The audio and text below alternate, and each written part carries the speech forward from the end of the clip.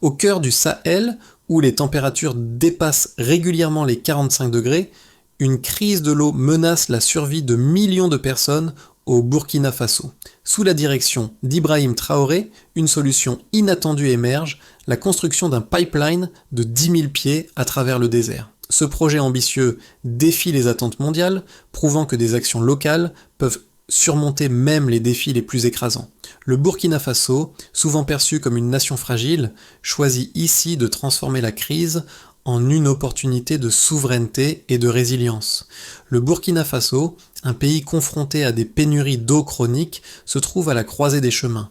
La crise de l'eau a eu des répercussions dévastatrices sur l'agriculture, la santé et la vie quotidienne. Mais la solution qu'Ibrahim Traoré propose pourrait inverser cette dynamique. En construisant un pipeline d'eau reliant les communautés les plus isolées à une source stable, ce projet ne se contente pas de résoudre un problème immédiat. Il offre au pays une nouvelle chance de se redéfinir, de se libérer des dépendances externes et d'assurer un avenir plus sûr et plus prospère. Ce projet pourrait transformer l'accès à l'eau pour plus de 120 000 personnes et revitaliser l'agriculture dans des zones autrefois touchées par la sécheresse. Mais les enjeux sont immenses. Au-delà des défis techniques, la réussite de ce projet pourrait repositionner le Burkina Faso sur la scène mondiale, modifiant la perception de son leadership et de ses capacités à gérer ses crises internes. En 2024, un projet apparemment irréaliste commence à prendre forme, un pipeline de 10 000 pieds traversant le désert pour amener de l'eau à plus de 120 000 personnes. Ce projet, jugé trop ambitieux par de nombreux analystes internationaux, a pourtant commencé à attirer l'attention, alors que le Burkina Faso se trouve à un tournant décisif. La crise de l'eau n'est plus un problème saisonnier, mais une question structurelle affectant des millions de personnes. Depuis 2005, les précipitations dans la région ont diminué de 20%, entraînant des pénuries d'eau de plus en plus graves, des récoltes ratées et une migration forcée. Les solutions temporaires, comme les puits et les pompes, financés par des bailleurs de fonds internationaux, ont échoué dans le passé en raison d'un mauvais entretien et d'un manque de durabilité. Les communautés rurales ont vu leurs sources d'eau se tarir, forçant femmes et enfants à marcher plusieurs kilomètres chaque jour pour chercher de l'eau, souvent insalubre. Ibrahim Traoré a compris que des mesures temporaires ne suffiraient plus. Le pays avait besoin d'une solution durable, et il a choisi de défier les scepticismes. Ce pipeline, conçu pour transporter de l'eau depuis une source souterraine stable vers les régions les plus touchées, ne répond pas seulement à une crise environnementale, mais devient un outil de souveraineté nationale. Sous sa direction, le Burkina Faso décide de ne plus attendre des interventions extérieures. Ce projet incarne un changement fondamental dans la manière dont le pays aborde ses défis. Au lieu de s'en remettre à l'aide internationale, il choisit de se prendre en main, même si cela implique de prendre des risques importants. Ibrahim Traoré, un leader pragmatique face à la crise de l'eau, n'a pas tardé à prendre des décisions audacieuses.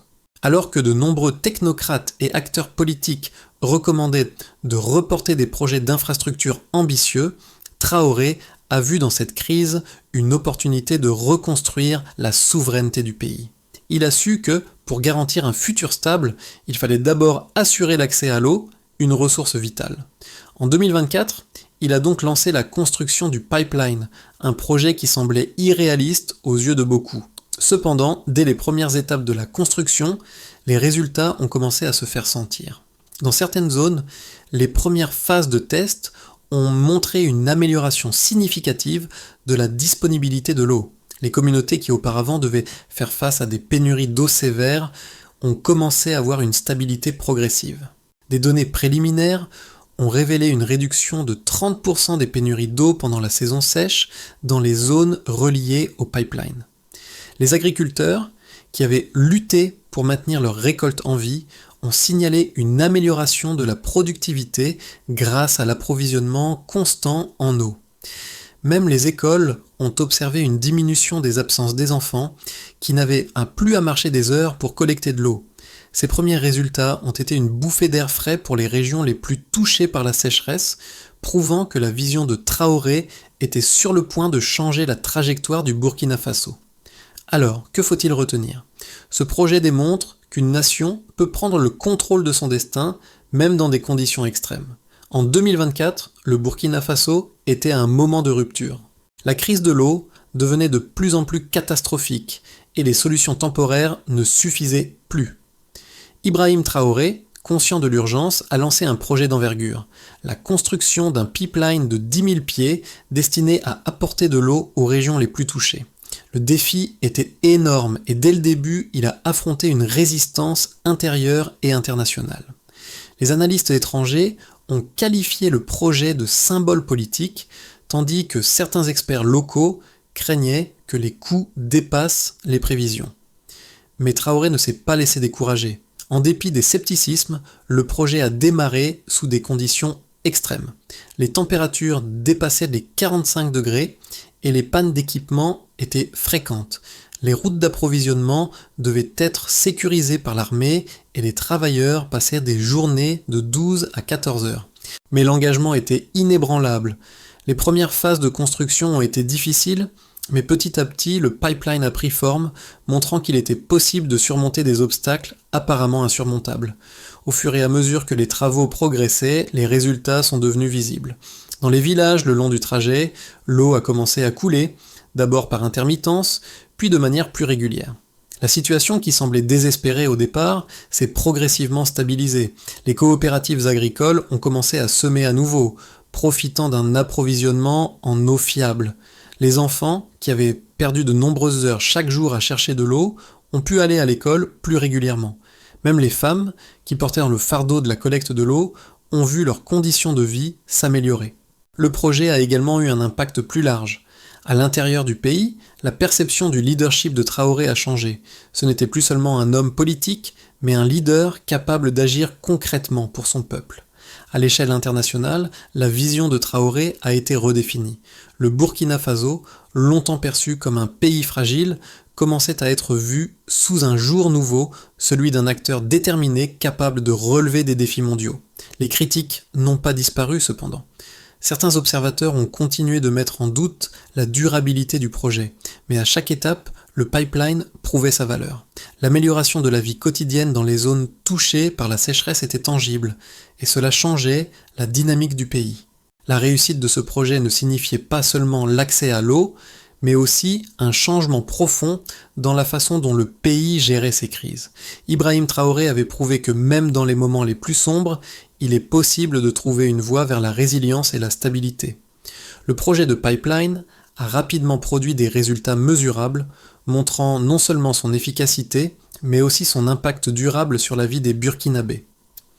Dès les premières phases de test, des données précises ont commencé à émerger. En 2025, les évaluations préliminaires ont révélé une réduction de 30% des pénuries d'eau dans les régions connectées au pipeline pendant la saison sèche.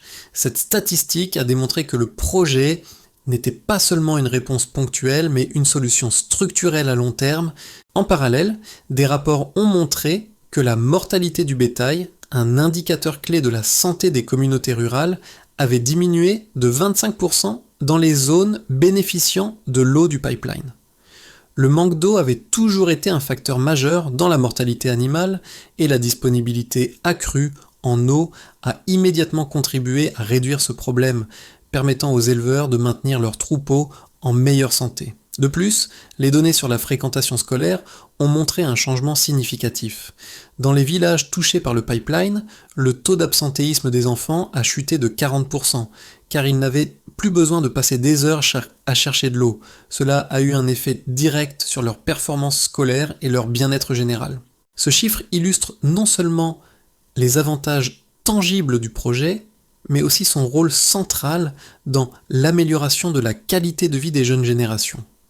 Ces trois indicateurs clés, la réduction des pénuries d'eau, la diminution de la mortalité du bétail et l'amélioration de la fréquentation scolaire, soulignent l'impact réel du pipeline sur les communautés burkinabées. Les résultats mesurables confirment que, même face à des défis apparemment insurmontables, des solutions innovantes et audacieuses peuvent avoir des répercussions profondes et durables. Le projet de pipeline d'Ibrahim Traoré a suscité des débats intenses, non seulement au sein du Burkina Faso, mais aussi à l'échelle internationale. D'un côté, certains experts et analystes ont salué la vision audacieuse de Traoré, soulignant qu'il avait pris l'initiative de résoudre un problème majeur sans attendre des financements externes. Ses partisans estiment que ce projet incarne l'esprit de souveraineté nationale et qu'il peut servir de modèle pour d'autres nations confrontées à des défis similaires.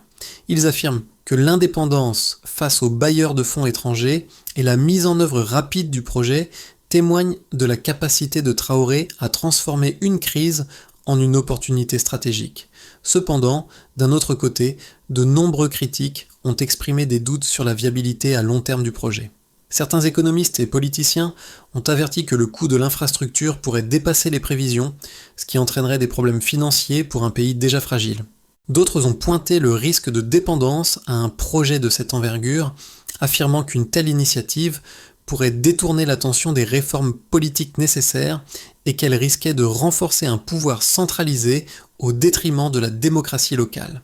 Ils soulignent également que les conditions extrêmes de la construction du pipeline, comme les températures élevées et les risques sécuritaires, pourraient entraîner des retards ou des échecs à long terme, notamment en ce qui concerne la maintenance de l'infrastructure.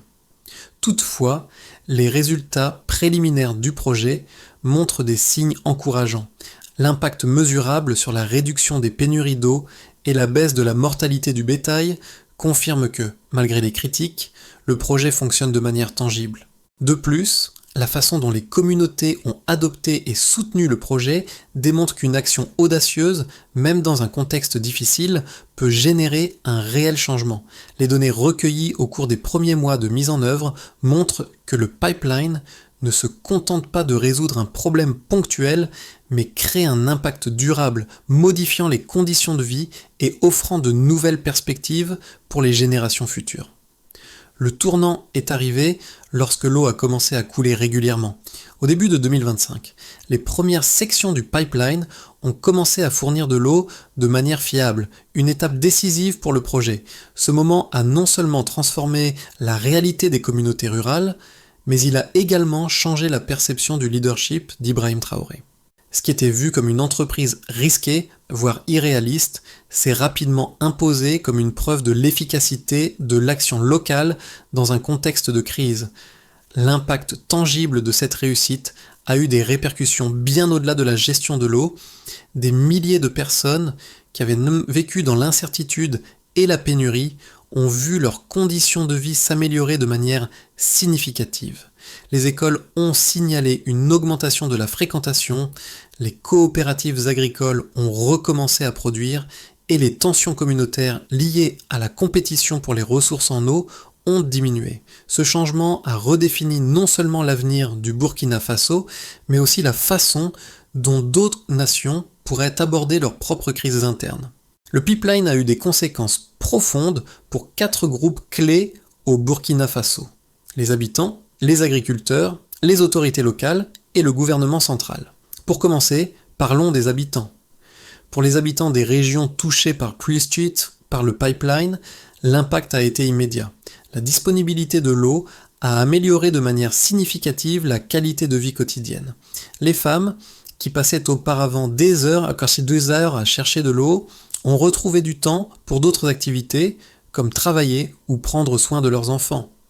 Dans certaines zones, l'approvisionnement en eau a augmenté de 35% pendant la saison sèche, ce qui a réduit considérablement la souffrance liée à la pénurie d'eau. Les enfants, qui étaient souvent absents de l'école à cause de la recherche d'eau, ont commencé à assister plus régulièrement, contribuant ainsi à leur développement éducatif.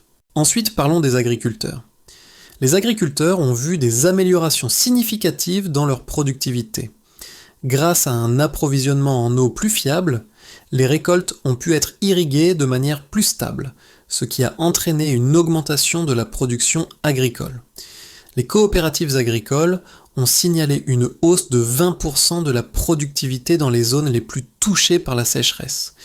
Les animaux, qui étaient souvent victimes de la pénurie d'eau, ont vu leur taux de mortalité diminuer de 25%. Ces améliorations ont non seulement renforcé l'économie locale, mais ont également aidé les agriculteurs à sécuriser leur avenir en réduisant les risques de récoltes perdues. Puis, regardons du côté des autorités locales. Les autorités locales en ont vu leur rôle renforcé, car elles ont joué un rôle central dans la gestion de l'eau et la distribution des ressources. La construction du pipeline a permis de renforcer les infrastructures locales et d'améliorer la coopération entre les communautés et les gouvernements locaux. Cela a également réduit les tensions entre les différents groupes communautaires qui se disputaient auparavant les points d'eau. La mise en place d'un système de distribution d'eau fiable a permis de stabiliser les relations sociales et d'augmenter la confiance dans les institutions locales. Enfin, observons le gouvernement central. Le gouvernement central a acquis une nouvelle légitimité en raison de la réussite du projet. Ibrahim Traoré a transformé ce qui était une crise en une opportunité de démontrer la capacité du Burkina Faso à résoudre ses propres problèmes sans dépendre de l'aide internationale. Les résultats visibles sur le terrain ont entraîné une augmentation de la confiance du public envers le leadership de Traoré, avec des enquêtes montrant une hausse de 20% de la confiance dans les autorités locales. Ce succès a permis au Burkina Faso de se redéfinir sur la scène internationale, non plus comme un pays dépendant de l'aide, mais comme un acteur autonome capable de gérer ses crises de manière efficace. Dans les 6 à 12 mois à venir, 3 scénarios possibles pourraient se dessiner pour le projet du pipeline et son impact sur le Burkina Faso. Premier scénario, le scénario de base. Dans ce scénario, le pipeline continue de fonctionner comme prévu, fournissant une source d'eau fiable pour les communautés touchées. La productivité agricole et l'accès à l'eau s'améliorent de manière progressive, et la situation sanitaire s'améliore également avec moins de cas liés à la déshydratation et aux maladies de l'eau. Cependant, le pays continue de faire face à des défis politiques et sécuritaires, avec des tensions internes qui restent élevées en raison des conditions de gouvernance instables. Dans ce cas, bien que la crise de l'eau soit maîtrisée à court terme, la stabilité politique et économique à long terme pourrait encore être fragilisée par d'autres facteurs internes. Deuxième scénario, le scénario optimiste. Dans le meilleur des cas, le succès du pipeline devient un modèle de gouvernance pour l'Afrique de l'Ouest. Le Burkina Faso, fort de cette réussite, devient un acteur clé dans la région, avec d'autres pays voisins cherchant à répliquer le projet. La résilience économique et sociale du pays est renforcée et l'agriculture se développe davantage grâce à un approvisionnement en eau fiable. Le leadership d'Ibrahim Traoré gagne en crédibilité à la fois à l'intérieur et à l'extérieur du pays. Ce succès pourrait également conduire à des réformes politiques plus larges, avec une transition vers une plus grande démocratie et une participation citoyenne accrue. Troisième scénario, le scénario pessimiste. Le pire scénario verrait des défis imprévus surgir, malgré les succès apparents du projet. Des problèmes liés à l'entretien du pipeline, notamment des défaillances techniques ou des attaques sécuritaires, pourraient entraîner une interruption de l'approvisionnement en eau. Le manque de planification à long terme pour la maintenance et la gestion de l'infrastructure pourrait compromettre sa durabilité. De plus, l'isolement politique et les critiques internationales sur la centralisation du pouvoir sous Traoré pourraient exacerber les tensions internes, ralentissant les progrès et créant un climat de mécontentement populaire. Et pour la suite, une recommandation de réflexion. Quelle que soit l'issue, il est essentiel que le Burkina Faso investisse dans la maintenance à long terme du pipeline et la gestion de l'eau en impliquant davantage les communautés locales et en diversifiant ses sources de financement pour ne pas dépendre uniquement du succès de ce projet. Ce n'est pas seulement un test pour l'infrastructure, mais aussi pour la résilience politique et économique du pays à long terme. Le projet du pipeline a des implications profondes, non seulement pour le Burkina Faso, mais aussi pour les autres pays confrontés à des crises similaires dans le Sahel et au-delà. En tant que spectateur, vous vous demandez peut-être ce que ce projet pourrait signifier pour vous, même si vous n'êtes pas directement affecté par les problèmes d'eau. La vérité est que le succès du Burkina Faso pourrait résonner dans le monde entier, en particulier dans les régions où la gestion des ressources naturelles est un défi majeur. Ce projet nous rappelle que la souveraineté, l'autonomie et la résilience sont possibles, même dans des contextes extrêmes. Pour ceux d'entre nous dans des contextes plus stables, il est crucial de se demander comment nous pouvons, à notre niveau, agir face à des crises qui semblent lointaines. Le Burkina Faso nous enseigne qu'il est possible de surmonter les défis grâce à l'innovation locale et la détermination, même lorsque les ressources sont limitées. Peut-être que le véritable enseignement à tirer ici est que chaque nation a la capacité de se redéfinir, même dans l'adversité. Le leadership ne réside pas seulement dans la gestion de crises externes, mais aussi dans la façon dont on bâtit des solutions durables et inclusives. Cela vous amène à réfléchir. À quel point sommes-nous prêts à remettre en question le statu quo et à penser différemment face aux crises qui nous entourent? Le Burkina Faso a choisi de ne pas attendre, mais d'agir. Et vous, êtes-vous prêt à agir face aux défis de demain? Le succès du projet de pipeline au Burkina Faso n'est pas uniquement dû à la construction de l'infrastructure, mais à la manière dont le pays a abordé la gestion de cette crise.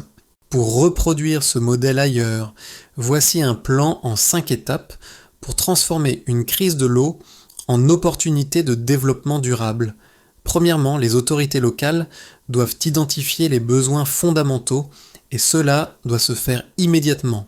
La première étape consiste à évaluer les besoins en eau des communautés les plus touchées. Cela nécessite une analyse complète de la disponibilité en eau, des zones de sécheresse et des besoins agricoles. Cette évaluation doit être réalisée rapidement pour éviter des retards dans le Metsanfit, dans la mise en œuvre du projet. Deuxièmement, des experts en génie doivent concevoir une solution locale adaptée dans les 3 à 6 mois. Une fois les besoins identifiés, il est crucial de concevoir une solution qui répond spécifiquement aux défis locaux tout en prenant en compte les conditions géographiques et climatiques. La planification doit être inclusive en impliquant les communautés locales et les autorités. Troisièmement, il faut mettre en place un financement durable dès le démarrage du projet avec le gouvernement et les institutions financières. Le financement de l'infrastructure ne doit pas être basé sur des sources externes incertaines. Il est essentiel de développer des mécanismes de financement durable en impliquant les acteurs privés, les banques locales et les investisseurs internationaux. La durabilité financière doit être assurée à travers des partenariats stratégiques et des modèles de financement flexibles. Quatrièmement, il faut assurer la maintenance et la gestion locale. Cela revient aux communautés locales dès la fin de la construction et sur le long terme. La gestion du pipeline doit être confiée aux communautés locales, qui sont les mieux placées pour en assurer le bon fonctionnement. Cela nécessite des formations continues et l'établissement d'un plan de maintenance efficace. Cinquièmement, des experts en suivi et évaluation doivent mesurer l'impact tous les 6 mois. Enfin, il est essentiel de mettre en place un système de suivi rigoureux. Ce système permettra d'évaluer l'impact du projet sur la vie des habitants, l'agriculture, la santé publique et les autres secteurs clés. Des ajustements doivent être faits en fonction des résultats observés pour garantir la pérennité du projet à long terme. Alors que le pipeline traverse les terres arides du Burkina Faso, il ne fait pas que délivrer de l'eau, il incarne un changement fondamental dans la manière dont une nation se redéfinit. Ibrahim Traoré, qui a osé prendre des décisions audacieuses face à une crise apparemment insurmontable, a non seulement donné de l'eau à des milliers de personnes, mais il a également nourri l'espoir d'une nation tout entière. Ce projet est bien plus qu'une simple infrastructure, c'est le symbole de ce que peut accomplir un pays lorsqu'il décide de prendre son destin en main. L'histoire de ce pipeline ne se limite pas à un succès technique, mais s'étend à la transformation d'une vision. Elle montre qu'au-delà des difficultés, il existe toujours une voie vers l'autonomie et la dignité. Pour Ibrahim Traoré, le message est clair. La véritable liberté ne vient pas de l'attente d'une aide extérieure, mais de l'action déterminée face aux défis. Et c'est précisément ce que le Burkina Faso a accompli. Ce pipeline a transformé l'aridité en une promesse d'avenir. Le Burkina Faso a fait un choix audacieux, un choix qui pourrait résonner bien au-delà de ses frontières. Ce projet de pipeline ne se limite pas à une réponse à une crise de l'eau, il représente une vision plus large de l'avenir de l'Afrique, une vision d'autonomie, de souveraineté et de résilience face à l'adversité. Ibrahim Traoré a prouvé que même les nations les plus fragiles peuvent être des acteurs de changement et son exemple pourrait inspirer d'autres à suivre cette voie. Mais cette histoire n'est pas encore terminée. Le Burkina Faso continue de faire face à des défis, et la route reste longue. Cependant, la question qui se pose à nous tous est la suivante. Comment pouvons-nous, en tant qu'individus et société, prendre des actions concrètes pour faire face aux crises dans nos propres communautés ? Le monde a besoin de plus d'histoires comme celle-ci où l'action remplace l'attente. Que feriez-vous si vous étiez à la place d'Ibrahim Traoré face à une crise de cette ampleur ?